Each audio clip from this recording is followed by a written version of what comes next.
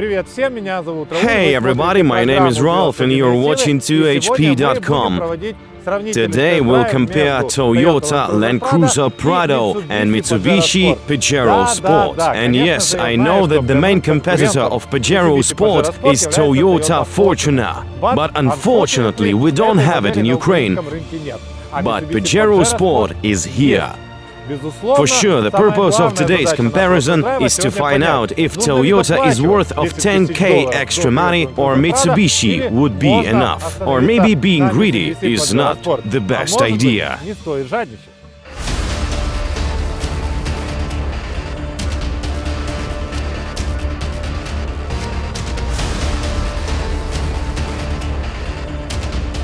Toyota looks massive and very proportional, kind of a real off-road classics. Now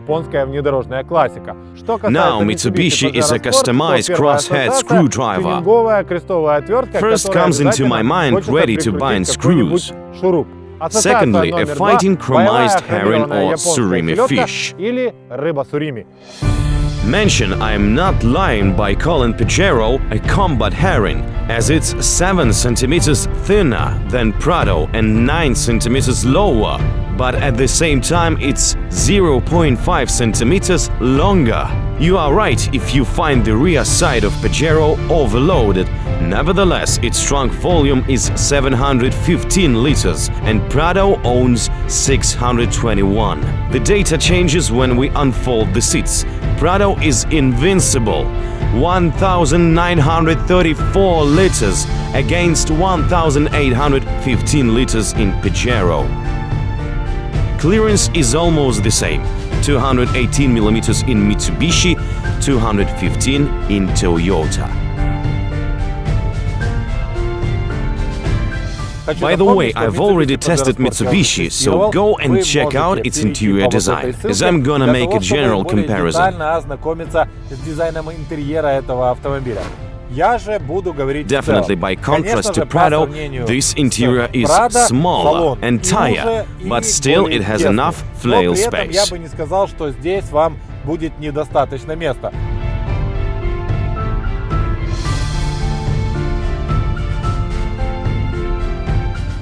Some of the things are done better in Mitsubishi than in Toyota. For instance, a gearing knob, so you can select rear or all-wheel drive or downshift. Everything is done better because you have such a highly visible knob button, so you'll keep your focus on the road. It's strange, but the same interest in that visually, in spite of the differential cost, Pajero Sport seems to be packaged no worse than Toyota. Perhaps it is really so. Let's find it out.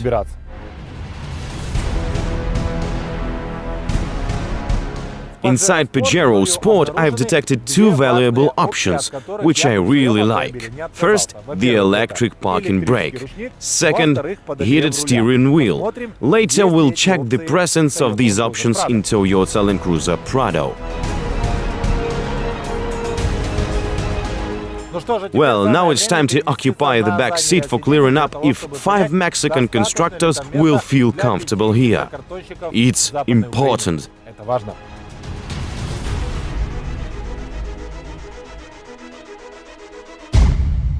In the parlance of automotive marketers, the rear seat is like in a concert hall. This means that your seat is higher than front passengers, and you can see everything on the road better. Probably sometimes it's better not to see what's going on. Flail space. My knees are not disturbed if I'm 1.9 meters tall, and Ushanka capped am not reaching the ceiling. Which entertainment do we have at the back seat? 2 cup holders and a seat heater with 2 modes, a right of Pajero Sport. Broadly, if compare Pajero Sport interior design with the previous generations, a real quantum jump is obvious. If we are talking about quality of used materials and vehicle assembly, everything is pretty good. But a leather seat reminds me a pig's ear. Plastic is very hard, but looks good. The leather steering wheel with the perforated inserts is quite attractive. Also, I like that designers were intent to make this vehicle usable and good-looking or even beautiful. Mainly, they've reached their goal.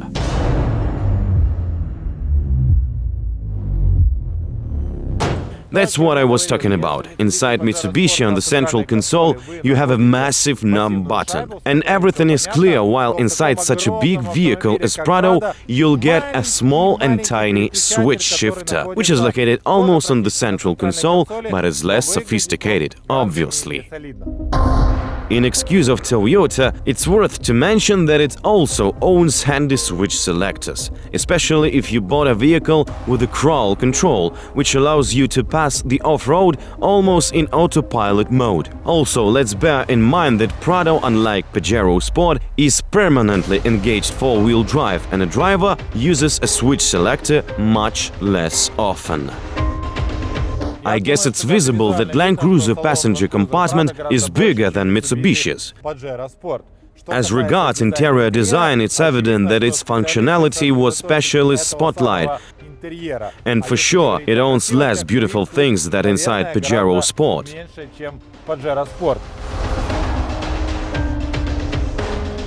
Coming back to functionality, everything is so figured out that even if you wear constructive gloves, you are able to press all the needed buttons and touch them separately of others. That's why here inside you'll feel yourself like a Lilliput in the land of Gulliver. Everything is so big that you can easily take off contact lenses or glasses for relaxing your eyes, and everything will be still visible.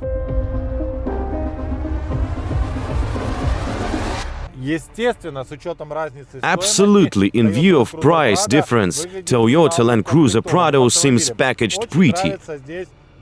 I love this big color trip computer with a good animation. The same as a multimedia system, but even in such a configuration, yet I can't see the navigation system. I guess extra money will help us to get it. Now some words about climate control. In both vehicles, it's functional, but have some kind of outdated look. Incidentally, the steering wheel heating option I found on the button box of the left side, but there is no electric parking brake, as usual. Toyota marketers are not telling concert hall seat story to rear seat passengers. You are just inside one-room flat, which by strange coincidence can run from point A to point B, even without any surface, a ripping offer.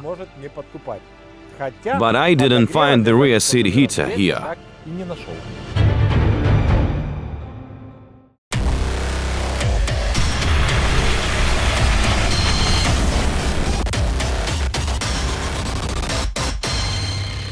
The diesel engine is a real Mitsubishi Classics, 2.4 liters, 181 horsepower, 430 Nm of torque.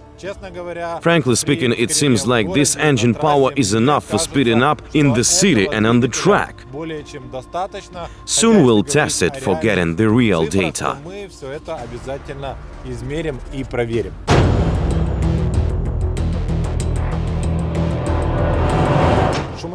A high level of sound insulation except the engine compartment.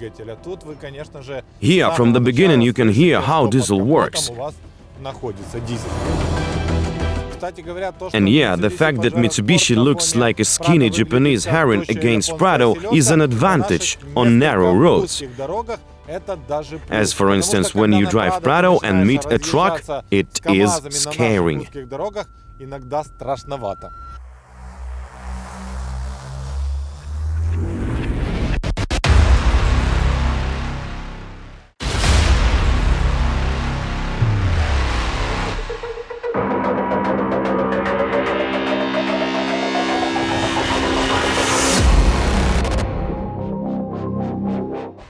Unlike Toyota, Mitsubishi has a rear-wheel drive mode, which means that fuel consumption might be lower. But to the best of my belief, the fuel consumption mainly depends on driving behavior, and secondly, on vehicle technical characteristics.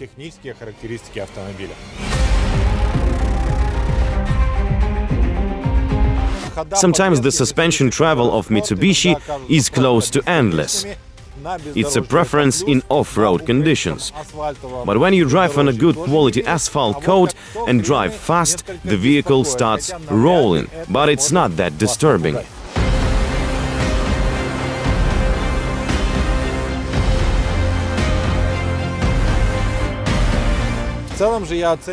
In general, I find the suspension of Pajero Sport as powerful, comfortable and cross-functional, but in a case of SUVs, equal SUVs.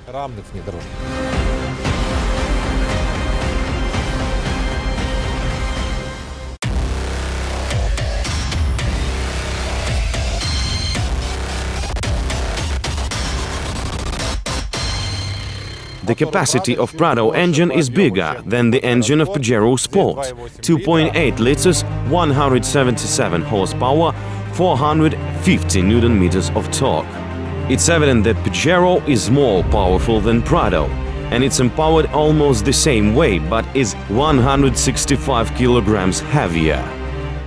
By feel, this engine is sufficient for a city drive, the same as for a track. But let's don't forget that vehicle is overall and massive.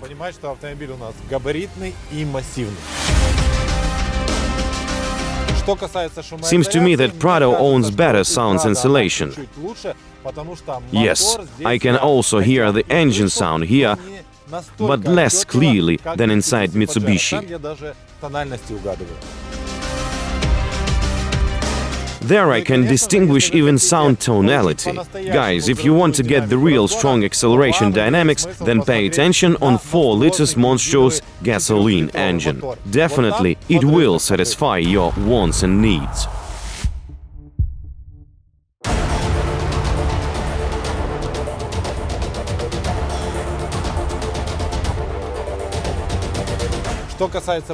When I evaluate the suspension, I know for sure that engineers were seeking for a compromise. Steerability and energy intensity. Suspension travel isn't that huge that Pajero Sport has. So the hope that Prado has better steering ability exists. And soon we will check it.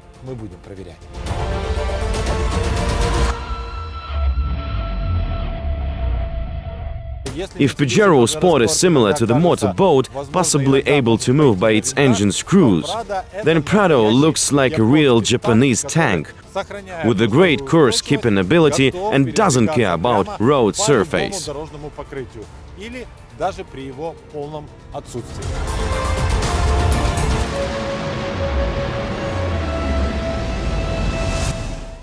By the way, Prado turns almost without rolls, but a unit always take care of the internal force, as vehicle big and the same heavy.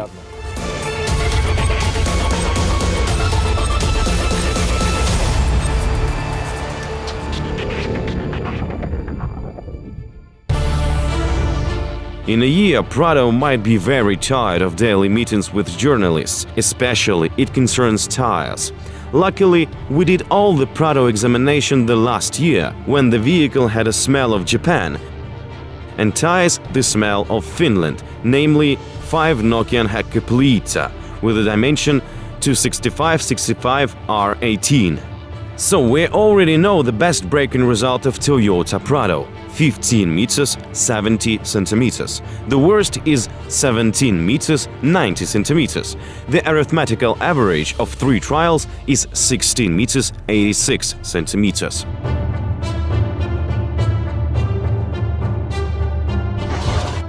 Pajero Sport has Bridgestone Blizzak DM V2 tires.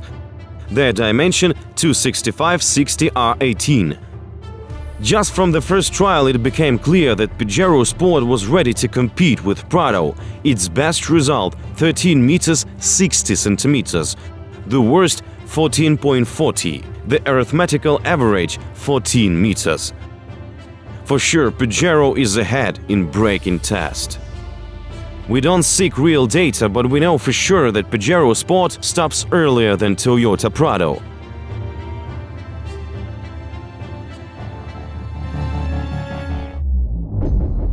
During the slalom test, Pajero Sport fully demonstrates its suspension travel. When rolling, our Japanese motorboat is almost touching the asphalt by its sides, but at the same time steadily holding the path of motion.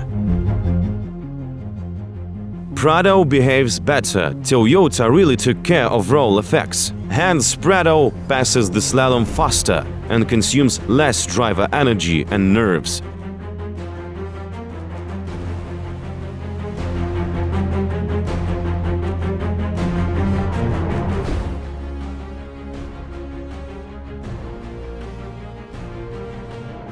As of the Elk test, we already know that Prado easily passed the test at the speed of 50, 55 and 60 km per hour. And it was no need for a driver hurries or special skills as it was before with the previous Prado generation. The old versus new Prado comparison you can check on my channel when you have time. Coming back to Pajero, accompanied with rolls and some fun, our sportsman passed the Elk test at 55 and even at a speed of 65 with a smart partner, though power steering was blocked like it happened with L200 before.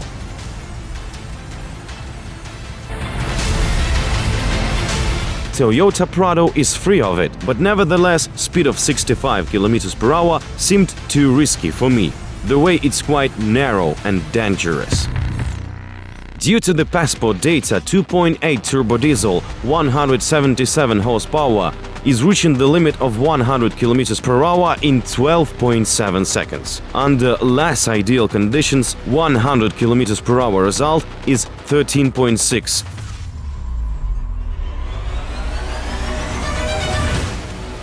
The engine capacity of Pajero Sport is smaller, 2.4 liters. It's also turbo diesel, 181 horsepower, 430 Nm of torque. Passport 0 to 100 data 12.3.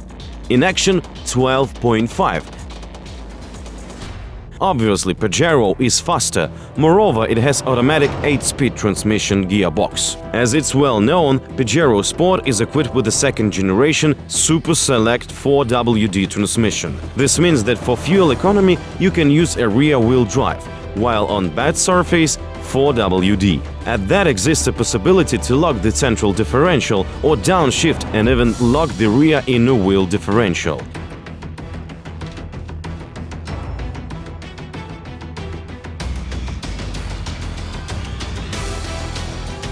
In one of our previous tests, Mitsubishi L200, owing the same Super Select transmission, couldn't win the competition with Hilux, as I didn't pass the stance as 3 wheels were slipping. So we, and especially Mitsubishi representatives, were waiting for this trial with fingers crossed. Nevertheless, 2 stands under the rear wheels were not a problem at all, the same as stands by side and cross location. A vehicle did it all in the first try and without any effort. I just activated the 4WD and even didn't lock the central differential. This winning strategy was kept for passing 3 stands, which Pajero passed the same easily. What's the secret? Everything is quite easy. I pressed off-road button as unlike L200, Pajero is awarded with the advanced electronic system, which regulates the settings of engine, gearbox, ABS and stability control system depending on surface type: gravel, mud, snow, sand and stones. I chose mud and was right.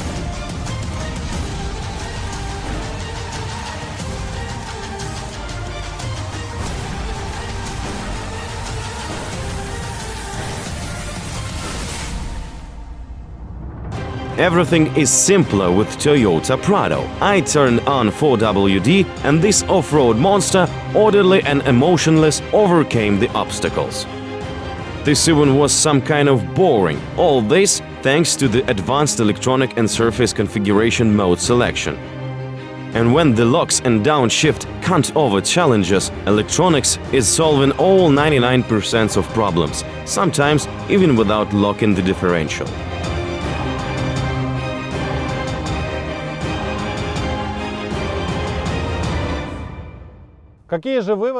So what's the conclusion of these two Japanese SUVs comparison? Seems like 20 or 30 years ago, under off-road conditions, you could give a birth to antelope, as we're jumping, shaking and getting scared. In 2017, inside these vehicles you can easily perform delivery. Why? As it's very comfortable now inside. My congratulations!